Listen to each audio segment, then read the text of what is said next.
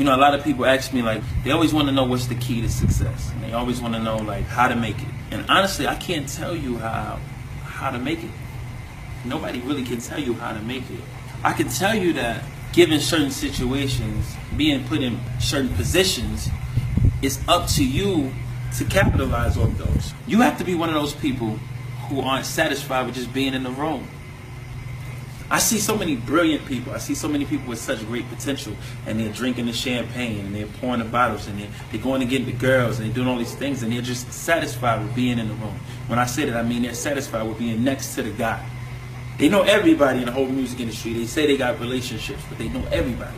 They can go to any club, they can go to any bar, they can go any place around the country, and people are like, oh, that's blah, blah, blah, I know him. But I said I'm not just satisfied with being in the room. I need to figure out a way to make the room capitalize and make the room work for me.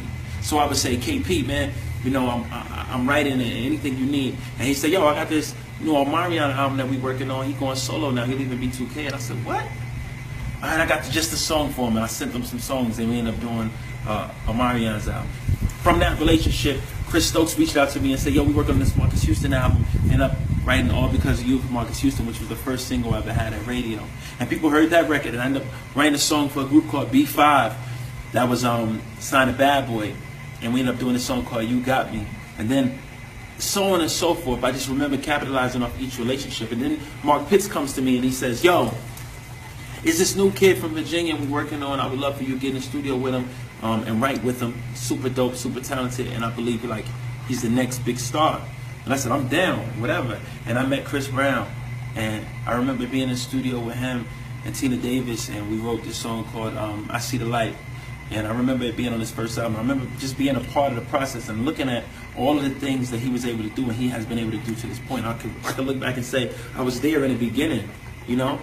And I never was okay with just being in the room. Think about this, ladies. Think about this. If you just with all these athletes, with all these rappers, if somebody doesn't value you enough as a person, if somebody doesn't value you enough as a person to say, what are your dreams? What are your goals? What are you trying to do? They should never be just satisfied with you just being there. I don't want anybody around me who's just there. You should never just be satisfied with being in the room. I don't want to be in the room. I want the room to work for me. I want to figure out how we can work together. I'm never okay with that. So if you know all the rappers, but nobody figuring out a way to get some money with you, what you doing? Because after years and years and time goes by, you're going to look up and you're going to say, I watch people come in the game. I watch people start from here and go here. And I stay here the whole time. I'm never okay with that. I'm never okay with just being in the room. How can the room work for you? How can the room pay you? That doesn't mean that you're using people. That doesn't mean that you're trying to be an opportunist. All it means is that I'm going to find a way to use my gift to impact the lives of anybody or everybody in this room, so much so that it can change my situation. This guy's 40 years old right now, still to this day, pouring champagne and getting girls in the club, and that's the extent of their relationship with guys that they call their friends. You're not my friend if you're around me every day and I'm making millions and you're not making it yourself. Now, I want you to hear that clearly. I want you to hear that clearly. I'm not saying that somebody should give you anything. If you're around somebody and they don't want to go get it for themselves and you get money and they're not, that's their fault. But you should always have something you should bring to the table. So hear me clearly. I don't want you to think for 1 second that you deserve anything for being friends with a person who got money or being around somebody who's successful. You deserve nothing. What you do deserve is what you're willing to work for. Find out how to make the room work for you. Find out how to create an opportunity for yourself that could benefit everybody involved. Stop being okay with just being in the room. I'm not okay with just being in the room. It's not enough.